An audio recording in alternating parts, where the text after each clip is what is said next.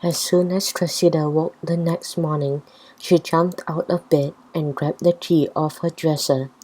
Now the crystal ball was blue, the color of the ocean. Was her mother right that the light made the ball look different colors? Cressida opened her curtains and switched on her Unitron lamp, but even in the crisp, clear morning sunlight the ball glowed dark blue. She stared at the key for a long time. Did it fit into the gates of a secret magic garden, or unlock a treasure chest, or open a castle door? Maybe it belonged to a fairy or a witch, or even a troll. And then she whispered out loud, "What if whoever dropped this key in the woods goes back to look for it? What if they need it and are trying to find it?" Cressida suddenly felt guilty. She had taken it. Maybe she would have left it there, in a pile of leaves, and decided she would return it as soon as possible. She quickly put on her favorite outfit, black jeans, a green dress with a unicorn on the front, bright yellow socks, and her blinking unicorn sneakers. She left a note for her parents saying she went for a walk and would be home in time for breakfast. And then she raced out the door through the backyard and into the woods, where her family had walked the day before. Cressida sprinted along the forest path, her sneakers blinking until she got to the giant oak tree. Cressida knelt down and reached into her pocket for the key. She decided to leave it sitting on the root of the oak tree instead of under a pile of leaves where she found it. That way it would be easier to see. Just then Cressida heard a rustling noise behind her. Then a high voice, unlike any she had ever heard, said, "Oh, I know I left it there. I know I did. Where is it? I'll never get home." Cressida sucked in her breath. The voice didn't sound like it belonged to a human.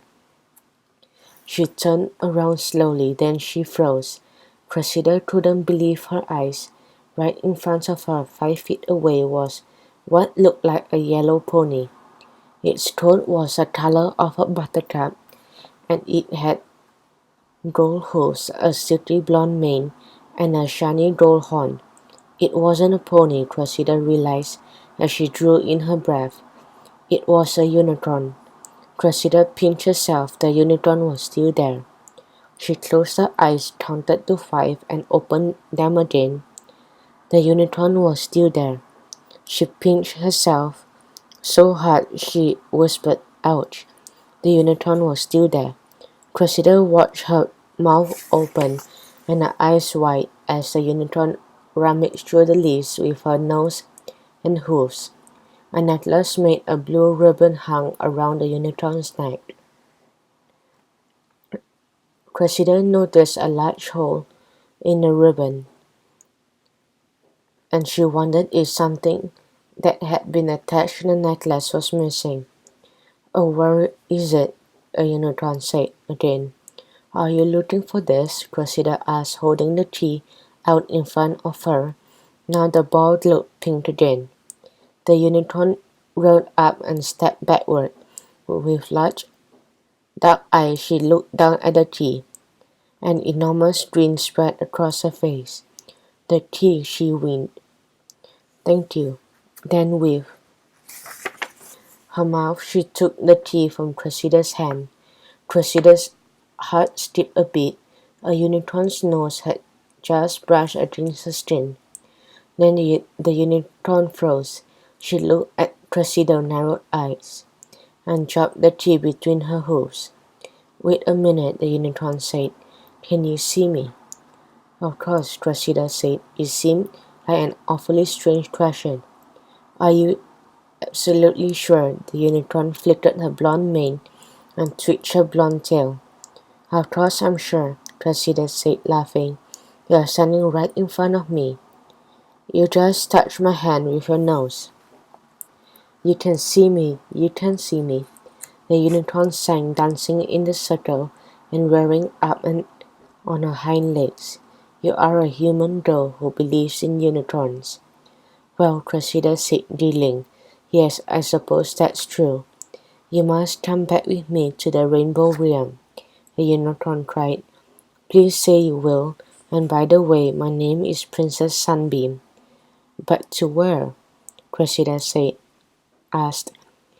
And you are a princess? Should I curtsy?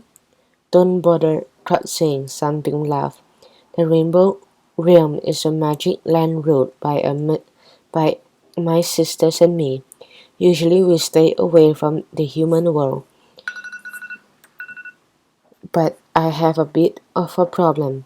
Well, actually a big problem, and I really need your help.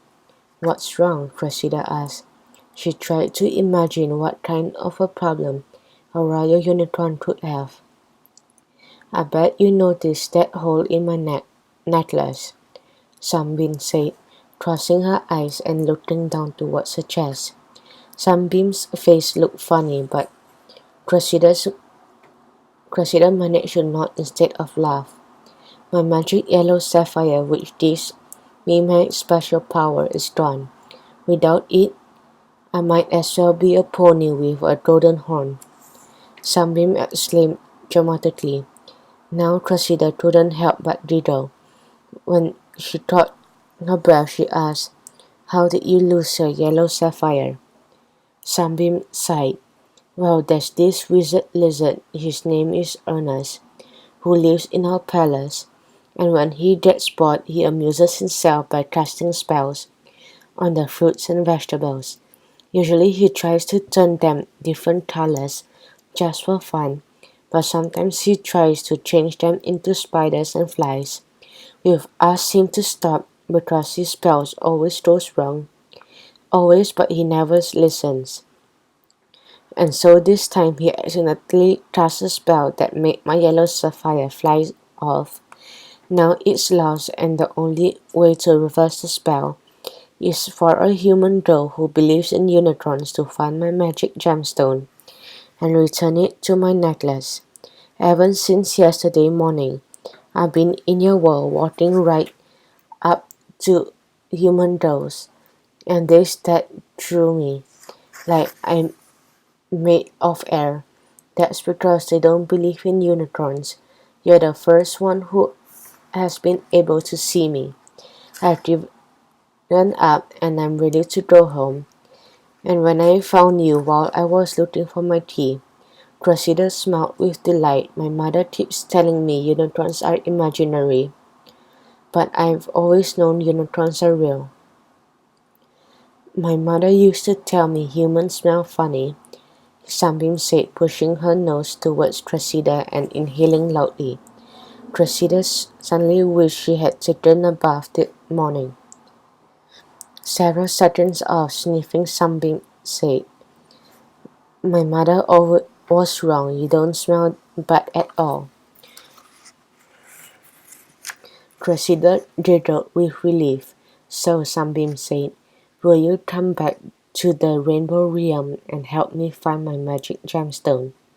Cressida's heart swelled with excitement, and then she remembered her parents who would worry if she wasn't home soon. The only thing she said is I left my parents a note saying I'd be back in time for breakfast. No problem, said Sunbeam. Human time will freeze while you are in Rainbow Realm. When you come back out, it will be exactly the same time as when you came in.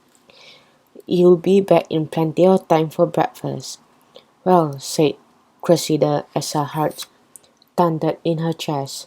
She couldn't remember ever feeling so excited and nervous. What are we waiting for? Sunbeam reared up and winked with excitement.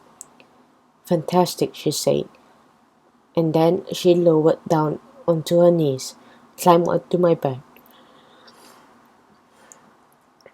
I've never ridden a unicorn or even a pony, Cressida said. Well, I've never been ridden before, Sunbeam said. Hold on to my mane and we'll figure it out together." Carefully, Cressida climbed onto Sunbeam. The unicorn's back was warm, soft, and surprisingly steady. Her mane felt like thread of silk in Cressida's hand. Sunbeam stood, picked up the key with her mouth, and shouted over to the oak tree. Then she pushed the key into a tiny hole Cressida had never noticed in the tree trunk. Suddenly the forest began to spin.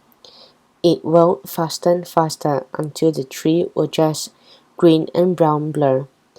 Cressida gripped Sunbeam's mane so tightly as tightly as she could, and then she had the feeling the two of them were falling. It was like being in an elevator hurling down without stopping at any floors. With a jolt, the spinning and falling stopped. Cressida blinked. They were in one of the biggest, grandest rooms Cressida had ever seen. Purple velvet curtains hung from floor to ceiling windows. Crystal chandeliers sent rainbow light all over the white marble floors. Along one wall were silver troughs filled with water and something else that looked, Cressida thought, like honey or maple syrup. Harp music played softly and silver candles burned in glass holders. "Welcome to Sparrow Palace,"